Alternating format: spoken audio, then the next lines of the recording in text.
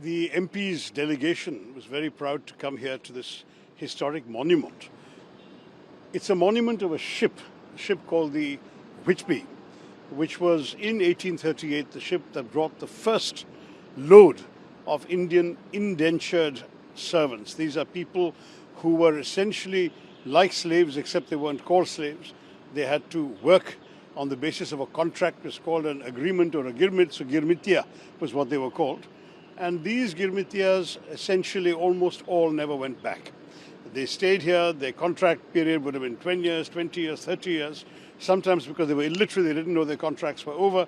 They just stayed on, had families here. This became their home. They lost all touch with places like UP, where my friend Shashank comes from, Bihar, Bengal, some from the south also from the port of Madras. But by and large, the vast majority are from UP and Bihar.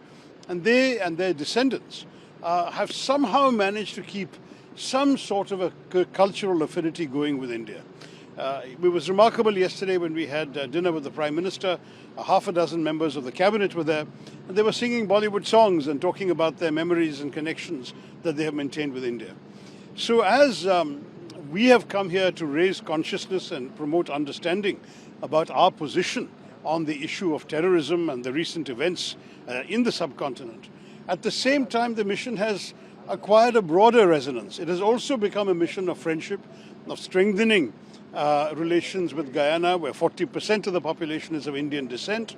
And at the same time, at a time when Guyana is booming with oil and gas reserves and a lot of economic growth and development, 30% economic growth today, that is a country that also offers a lot of opportunities which India, Indian businesses, Indian students, Indian labor should seize.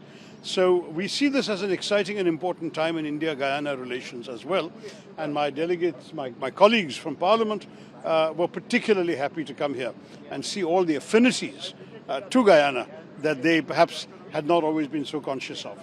Now they'll go back really having become friends of Guyana and valuing the friendship that Guyana has extended to us.